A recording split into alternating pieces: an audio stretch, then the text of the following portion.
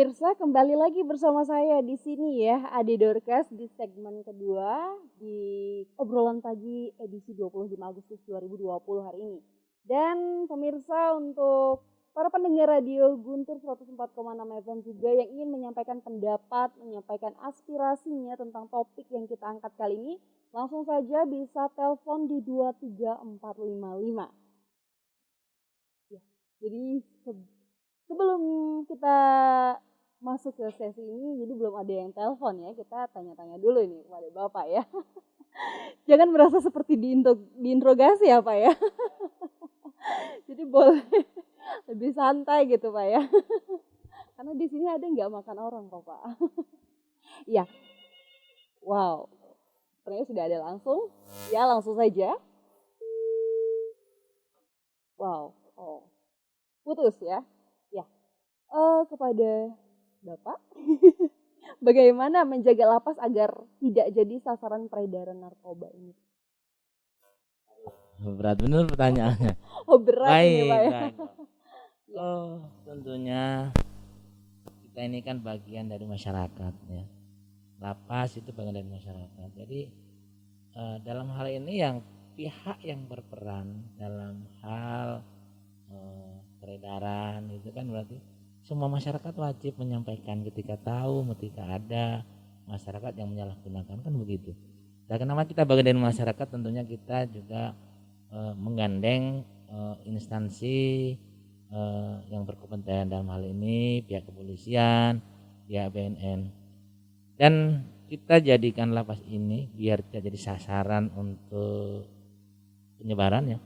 Tentu kita beberapa bulan lalu ya, sebelum COVID ini, udah COVID lah, kita adakan juga sosialisasi bersama BNNK Kota Buleleng dengan Pak Gede Stawe dan Polres ya. Tentunya dengan seperti itu mereka itu jadi mitra kita, dan kita pun ketika ada yang mengarah ke peredaran narkotika ya, tentu kita serta-merta langsung menyampaikan ke petugas atau yang berhak menangani masalah ini. Hal ini adalah kepolisian maupun BNN. Jadi gitu, kita gandeng mereka untuk bersama-sama memberantas penyalahgunaan narkotika di lapas. Begitu Mbak Ade. Ya. Jadi kalau boleh tahu nih Pak ya, apakah pernah kecolongan gitu ya? Mungkin masyarakat tahu juga ya barangkali sebelum saya masuk kan ada itu ya, yang ada titipan masuk di terang bulan atau apa itu, dan itu langsung ditangani oleh BNN Buleleng. Kita tahan dulu Pak ya, karena sudah ada telepon. Ya, langsung saja. Halo, dengan siapa dan di mana? Nama Gus Mong dari Seririt Mayong. Selamat pagi. Selamat pagi narasumber dari Lapas ya. Halo. Ya, halo. Bisa dengar? Ya, sudah Bapak, sudah jelas. Dengan siapa dan di mana Pak? Sama Gus Maung. Iya, Gus Maung di Mayong. Iya. Iya, silakan Bapak untuk pertanyaannya. Narasumbernya dari Lapas. Iya Bapak. Kampalannya. Selamat pagi Pak narasumber. Selamat pagi Bapak. Iya, saya ingin tahu sebenarnya ini Lapas ini Buleleng ini tahun berapa didirikan nih? Zaman Belanda nih, apa ada tercatat di sana ya? Tahun berapa didirikan zaman Belanda? Itu. Yang kedua, Bapak, dua pimpinan Bapak di sini zaman Lapas Buleleng. Latihan-latihan apa yang sudah diberikan untuk perempuan, yang lagi ini, yang bisa dulu, untuk bagi bekal dia. Saya waktu ini saya bisa beraudiensi ke Lapas di Buleleng dulu selalu, termasuk yang di Denpasar, termasuk di Jakarta, di Cipinang. Itu yang perempuan ada menjahit, ada membuat kulir jajan, ada membuat untuk itu hasilnya itu dijual. Ya, hasil untuk pakaian jadi apa itu, dan menjahit dan semacamnya. Itu dijual ke masyarakat hasilnya. Itu bagi pendapatan dia, termasuk yang lainnya. Yang laki-lakinya juga demikian. Nah, itu dilatih. Ya seneng di Lapas, tinggal seneng dia dibina begitu, dia narkotik, antara yang pembunuhan, antara yang macam sana itu. Ya, apakah di bawah pimpinan Bapak ini adakah latihan seperti itu kerjasama dengan instansi pemerintah dan swasta? Itu. Yang ketiga, yang paling sangat kalah pentingnya, kegiatan olahraga. Ya, olahraga, saya pernah lihatnya punya meja pingpong di tengah-tengah tuh. Itu ada pingpong olahraga, ada voli. Kira tahun 70-an saya pernah ke 80. Saya pernah berlatih dengan orang-orang di sini, teman saudara kita yang narapidana ini. Yang latih berpingpong, itu. Ya bagus-bagus, seneng dia mau pingpong. Olahraga lain. Nah, dan terakhir kali berapakah diberikan remisi dan 17 Agustus ini? Ya, saling dengan RI. Adakah berapa jumlah lapas overload kah apa gimana kapasitas ini? Yang terakhir Bapak Samia, dengan peraturan dari Menteri Hukum dan HAM di seluruh dunia, mungkin seluruh Indonesia nih, adakah lapas-lapas yang di sini dikeluarkan dengan COVID-19 ini? Terima kasih Pak. Selamat bekerja. Om Santi Om. Om, terima Santi, kasih Om. untuk Gus Maung di Mayong ya. Jadi kami masih membuka untuk sesi telepon di segmen kali ini. Untuk pendengar radio 104,6 FM Guntur bisa langsung menanyakan dan menyampaikan aspirasi atau pendapatnya via telepon di 23455. Ya. Halo, dengan siapa dan di mana? Ya, langsung saja Bapak dengan pertanyaannya. Jadi untuk Bapak mungkin bisa langsung karena terputus. Jadi bisa langsung menanggapi pertanyaan dari Bapak Gus Maung di Mayong ya. Jadi banyak sekali pertanyaannya Pak ya. Siap. Sudah siap untuk menjawab. Baik, Pak. Pak. Ya? Selamat pagi Pak Gus Maung di Mayong ya. Saya yakin Bapak pasti jadi pemerhati. Terputus ya. Ya sudah. Ayo Pak. Baik, ya.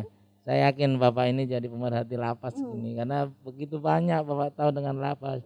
Bapak kapan-kapan kalau lewat di Jalan Veteran kami undang datang Pak. Kita terima langsung dan kita bisa sparring partner untuk pingpong gitu kan karena beliau sangat suka dengan pingpong. Iya, bisa di-keep dulu Pak ya? Boleh, boleh. Ya, langsung saja dengan penelpon selanjutnya. Halo, dengan siapa dan di mana? Pertama ya saya sampaikan itu ya salut ya dan juga mengucapkan apresiasi itu kepada pembina di lapas Buleleng ya. Bapak? Sudah sawah ya.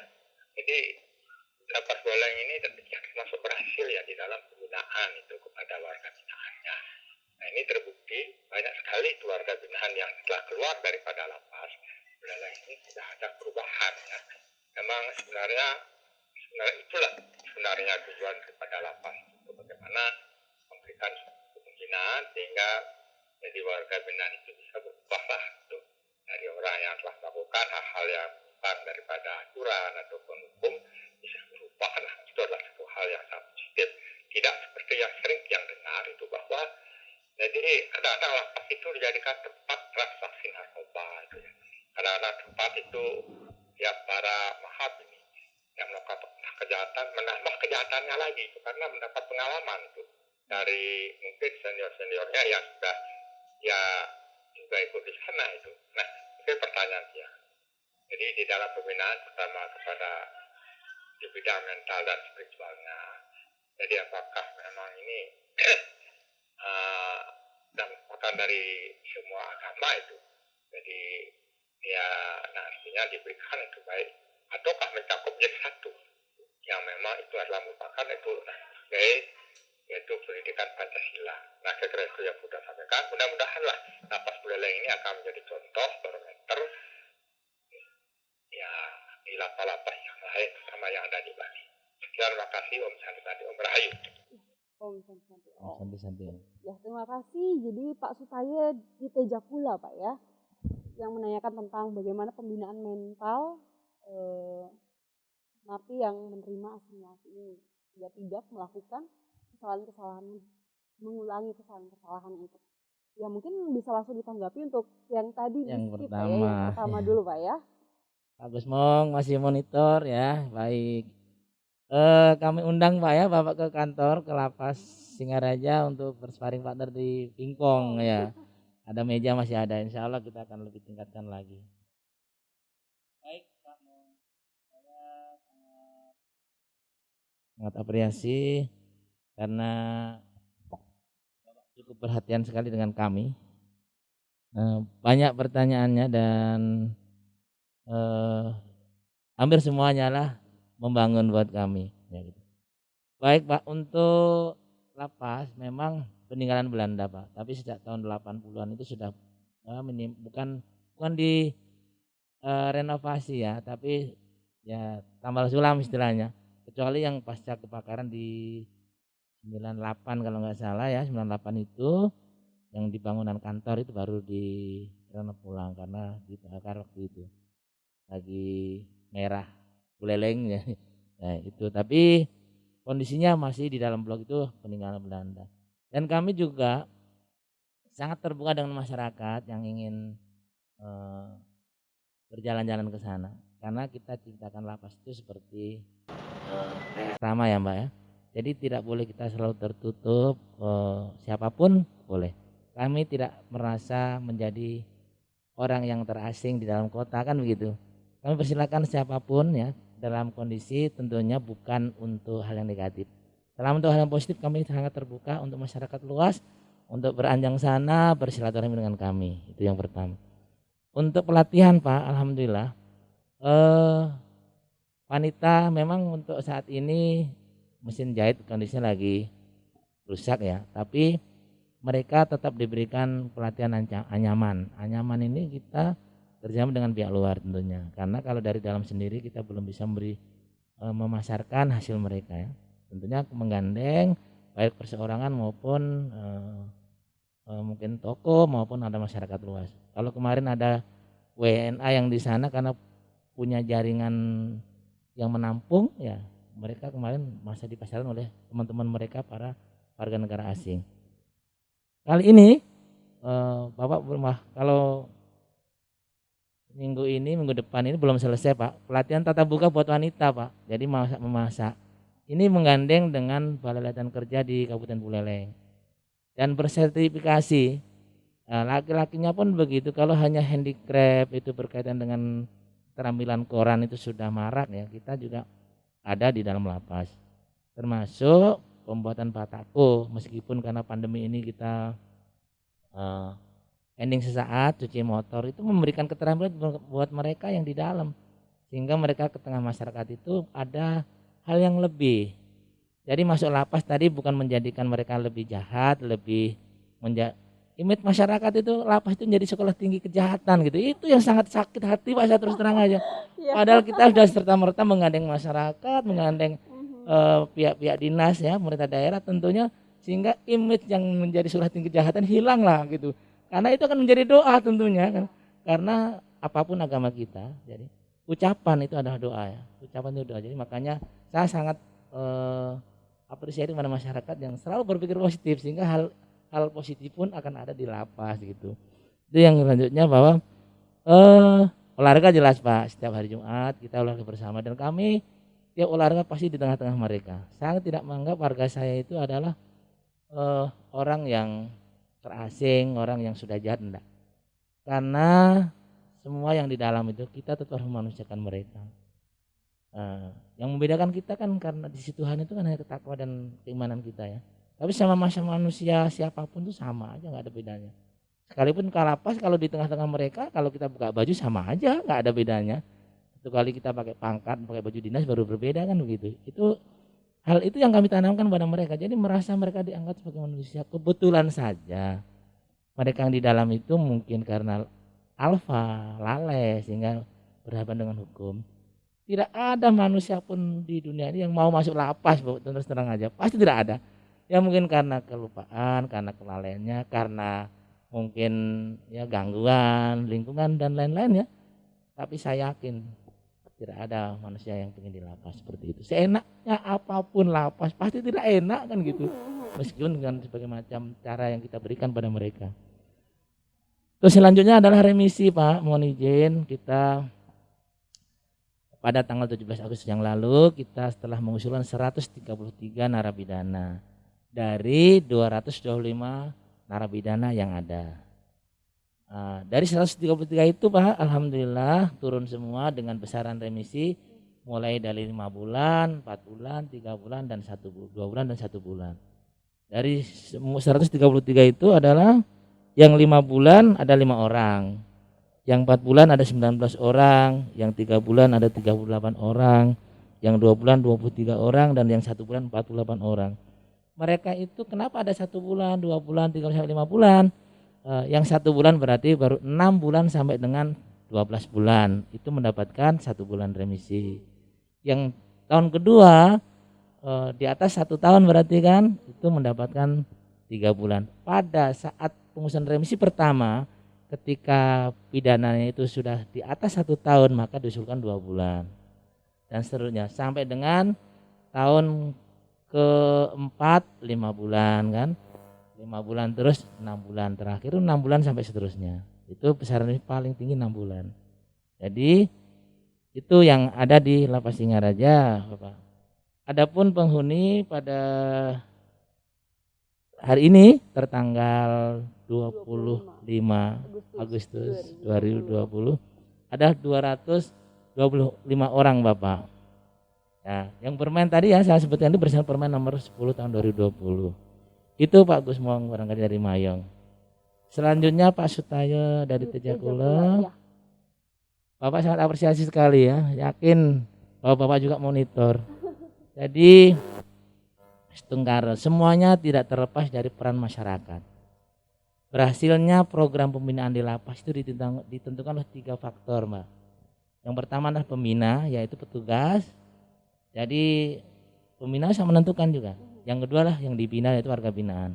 Tapi ada faktor yang penting yaitu masyarakat. Masyarakat ini juga berarti perannya itu ketika ada program dari pemerintah, ada program yang ada, turut membantu menerima mereka. Kalau program di lapas sudah bagus ternyata di masyarakat dikucilkan lagi, tidak menutup kemungkinan mereka akan kembali ke dunia mereka lagi. Tapi kalau masyarakat menerima mereka bahwa di lapas itu bukan mereka diasingkan, bukan mereka dibuang, bukan mereka adalah sebagai justice mantan narapidana, saya yakin mereka juga manusia pada umumnya seperti kita. Tuhan aja maha pengampun dan pemaaf, masa kita tidak kan begitu? Tentunya ya, kalaupun ada, itu adalah kembali ke person masing-masing. Kita sudah berusaha, masyarakat sudah berusaha. Kalaupun tidak mau berubah berarti ya ada, berarti apa? Ya kaitannya dengan mereka dengan Tuhan kan seperti itu. Itu barangkali Pak Sutayo. Yang jelas mental spiritual mereka Astungkara. Setiap pagi jam 8 itu kami sudah terbiasa dengan ajakan mereka, dengan sembahyang mereka. Jam 8 kalau Bapak lewat di sana pasti bunyi, terdengar bunyi-bunyian di dalam. Itulah mereka untuk sembahyang. Demikian Mbak Ade dan Pak Sutayo dan para masyarakat yang ada di Buleleng dan sekitarnya. Iya, jadi sudah dijawab dengan tuntas ya Pak ya. Setiap pertanyaan dari para pendengar radio 104,6 FM Guntur. Dan satu pertanyaan dari Ade lagi Pak ya. Jadi Ade itu suka sekali bertanya terus ya. Iya kan ada Bapak di sini untuk ditanya gitu ya. Ya, jadi Bapak selama menjabat sebagai Kalapas, jadi per Januari ya Pak ya. Januari ini apakah ada napi yang pernah menggoda Bapak ya agar mereka diperlakukan khusus baik dari sisi fasilitas maupun izin bermalam di luar Pak? Dijawab Ade ini. Ya, harus dijawab Pak ya. Jadi baik Mbak Ade, masyarakat Buleleng dan sekitarnya lapas menyapa ya. Kami mengundang lah kalau gitu. Jadi kita tidak punya perlakuan khusus terhadap mereka. Kami baru-baru, kami juga tetap share. Teman-teman media itu kalau nggak pandemi, saya itu tidak hanya dapat di depan. Kita jadikan kamar-kamar mereka itu ya seperti asrama di pondok, asrama di tempat-tempat asrama itu. Jadi benar-benar saya tidak pernah menutup mereka untuk tidak bersosialisasi dengan masyarakat. Artinya apa? Ya mohon izin. Kalau kita analogikan, Mbak Ade tahu nggak belakang tengguk kita? Pasti tidak tahu kan? Ya, Yang tahu agak pasti kelihatan, ya ya. teman Mbak Ade, Aha. teman-teman yang lain. Artinya apa? Kita tidak tahu kesalahan kita kalau bukan orang lain yang menyampaikan kan gitu. Jadi transparansi ini berarti ya kita mau baik, saya mau baik karena warga masyarakat Buleleng ini, karena kami sudah jadi bagian dari masyarakat Buleleng tentunya, ya akan menjadi masyarakat yang lebih baik kan. Yang jelas sampai hari ini tidak ada yang merayu saya ingin, karena kamarnya sama semua gitu di dalam, sudah nyaman barangkali ya. Iya. Jadi karena sudah habis waktu telepon kali ini, oke. Jadi bisa diangkat ya Pak ya. Halo, Ya, halo, dengan siapa dan di mana? dengan Mbak siapa nih? Iya, Halo, iya, halo.